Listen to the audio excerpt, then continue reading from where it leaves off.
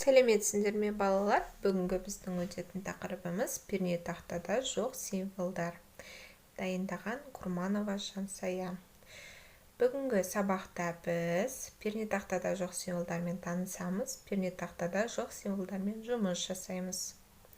Мәтіндік процессор мәтіндік құжат құруға, түзетуге, өңдеуге және пішімдеуге, оны басып шығаруға мүмкіндік беретін программа. Оған қосылу үшін пуск, все программы, Microsoft Office, Microsoft Word батырмаларын басамыз.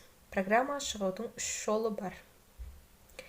Word мәтіндік процессорында редактирование тобында мәтін арасында түзетулер енгізуге мүмкіндік береді. Оларын найти, заменить, выделить. Пернетақтада жоқ символдарға қандай символдар жатады? Кірістіру, вставка арқылы біз символдарға кіреміз. Символ қою терезесіне өзімізге қажет символды белгілеп қою батырмасын басамыз. Екінші түрі, яғни екі батырманы басу арқылы бір символды шығарамыз. Төменде көрсетілгенде. Енді мұнан практикалық жұмысты жасап көрейік. Олай болса, оқушылар осыны практика жүзінде жасап көрейік. Ол үшін мен Word документін ашып аламын. Ашқаннан кейін мен алдын ала дайындап қойдым. Ауа райы күн шуақты, күн бұлтты, жаңбырлы, қар жауады. Енді осының алдына біз күн шуақты деген кезде мынаны Alt 9728 дегенді басамыз. Alt батырмасын басып тұрып, 9728 санын басып, Alt'ты жібересіңдер, сонда күннің символы шығады. Келесі күн бұлтты деп тұр. Енді бұлтты таңдау үшін Alt пен 9729 батырмасын басамыз. Келесі тура солай Alt батырмасын басып тұрып, 9730 санын басамыз. Келесі қар жауады.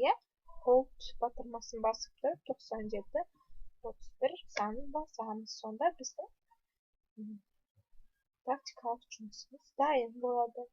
Енді біздің жаңағы символдарымыз қай жерде орналасқан? Ол бізде мұнда вставка батырмасын басамыз.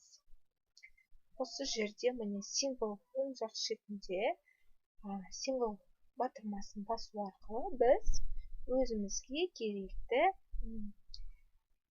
символдарды таңдап алсақ болады. Мысалға мен дополнительная кириллица деген батырмасын басу арқылы мысалға кез келген әріптерді таңдай аламын. Таңдаймын, мысалға мына символды таңдаймын. Міндетті түрде вставить деген батырманы басып қажет. Енді міне осы жерде бізде шығып тұр жаңағы. Осыны енді үлкейту үшін біз белгілеп аламыз тінтуір арқылы.